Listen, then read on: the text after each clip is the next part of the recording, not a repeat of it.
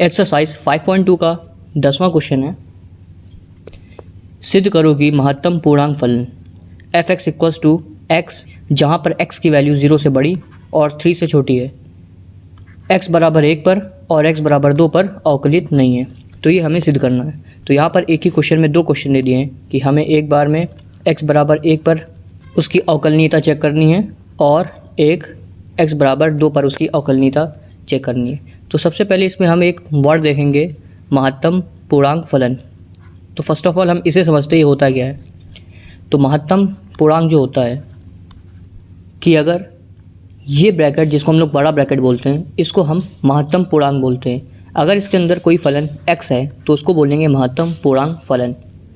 और इसका मतलब ये होता है कि x जो होगा, x का मतलब बड़े ब्रैकेट के अंदर का x नहीं, x का मतलब जो इसके अंदर फंक्शन है वो x महत्तम पूर्णांक का मतलब ब्रैकेट में लिख लेते हैं, बड़े ब्रैकेट के अंदर x से या तो कम होगा या उसके बराबर होगा। यानी जो x होगा उसका मान महत्तम पूर्णांक x से या तो कम होगा या तो बराबर होगा।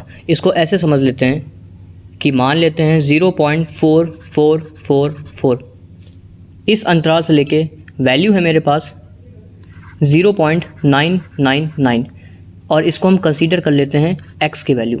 तो जो बड़े ब्रैकेट के अंदर x होगा, यानी जो महत्तम पूर्णांक होगा, वो इसका महत्तम वैल्यू लेके चलेगा। यानी इसकी महत्तम वैल्यू है 0.999 और ये हो जाएगी पूरी 1। यानी राउंड फिगर में ना लिख के हम इसे पूरा पूर्णांक लिखते हैं। तो हल्का सा कंसेप्ट यही होता है महत्तम पूर्णांक का। बाकी इसके अलग से बहुत सारे टॉपिक्स हैं और बहुत सारे रूल्स भी हैं।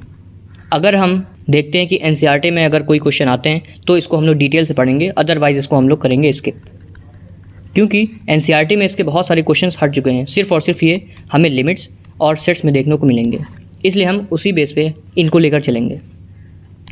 तो ओवरऑल ये समझना है कि महत्तम पूर्णांक कुछ नहीं बस x की वैल्यू होती है। अगर x की वैल्यू दशमलव में है तो महत्तम पूर्णांक जो होगा उसमें से दशमलव हटा देंगे, या ये देखेंगे कि कम से कम ऐसा कौन सा पूर्णांक है जिसमें डेसिमल नहीं आ रहा हो।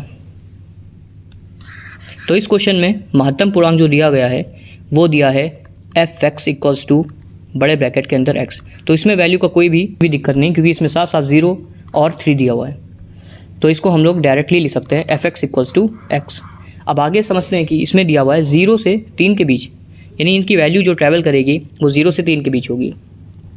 लिमिट दे रखी है x इक्वल्स टू 1 पर और x इक्वल्स टू 2 पर। तो क्वेश्चन डायरेक्टली शुरू करते हैं कि सबसे पहले हम निकालते हैं कि एफ एक्स की अवकलनीयता चेक करते हैं x बराबर 1 पर, और उसके बाद हम लोग x बराबर 2 पर इसकी अवकलनीयता चेक करेंगे। तो पहला पोर्शन लिखा एफ एक्स की अवकलनीयता x बराबर 1 पर।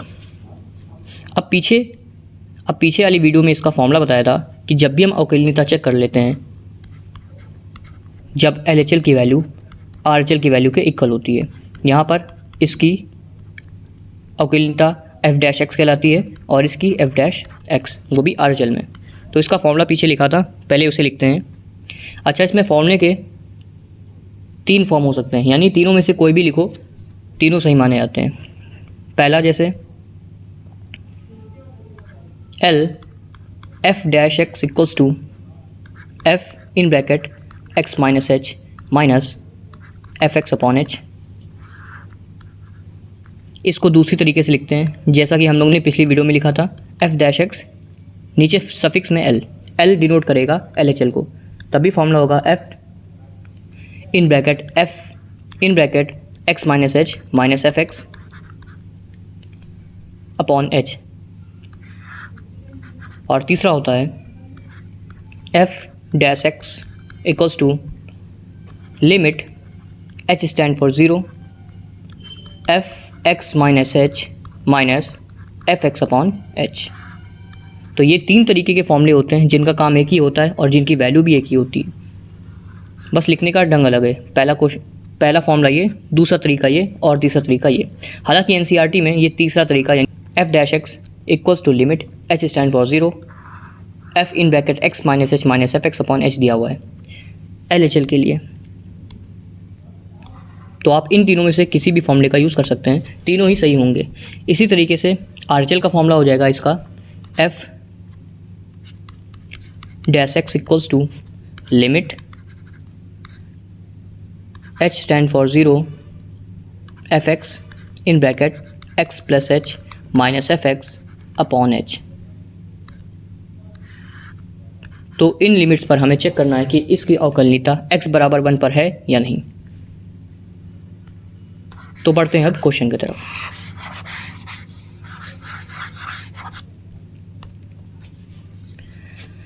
तो सबसे पहले चेक करते हैं इसका LHL, left hand limit. Formula लिखेंगे again F dash x equals to limit H stand for 0 F in bracket x minus H minus F x upon H. अब क्योंकि एफ एक्स की वैल्यू दी हुई है एक्स, तो एफ एक्स माइनस एच की value हो जाएगी एक्स माइनस एच, यानी जहाँ पर एक्स था वहाँ पर एक्स, और जहाँ पर एक्स माइनस एच है तो वहाँ रिप्लेस करते हुए लिखेंगे एक्स माइनस एच। ये वैल्यू निकलती कैसे? हालांकि देखा हमने कि इस x के जगह पर लिखा हुआ है x माइनस एच, तो इसी तरीके से इसकी वैल्यू में भी x के जगह पर x माइनस एच रिप्लेस कर दिया।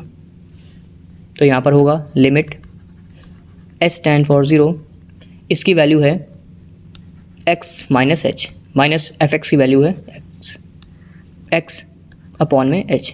x कैंसिल क्योंकि एक प्लस में एक माइनस में, फिर आएगा minus H upon H, h की वैल्यू भी कैंसिल, आंसर आया 1 माइनस 1।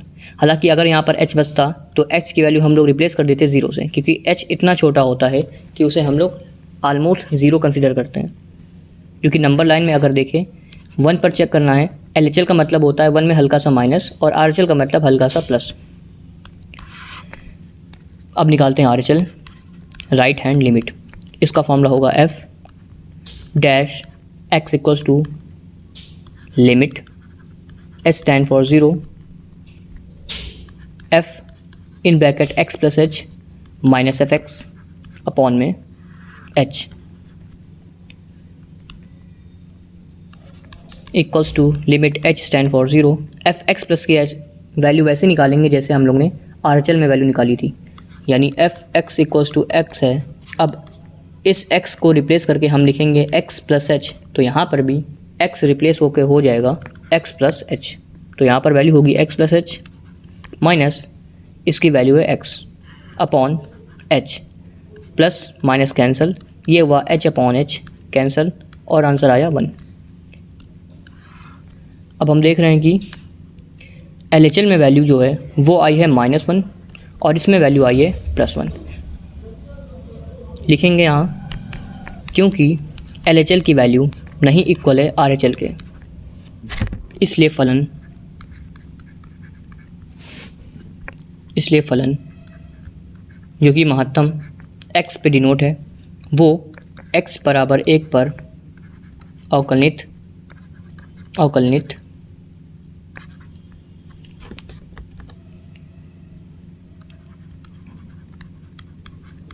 नहीं होगा, हैंस प्रूव्ड। इसका अगला क्वेश्चन दिया है, सेम क्वेश्चन हम लोग को ऐसे दोहराना है, बस उसमें वैल्यू दी हुई है x इक्वल्स टू 2 पर। क्वेश्चन नंबर 2 है एफ एक्स महत्तम पूर्णांक फलन x पर x जब 2 है उसकी अवकलनीयता, या इसको ऐसे लिख सकते हैं फलन x की x बराबर 2 पर अवकलनीयता। अगेन वही फॉर्मूला लगेगा, सबसे पहले निकालते हैं LHL जो कि होगा F dash x equals to limit H stand for 0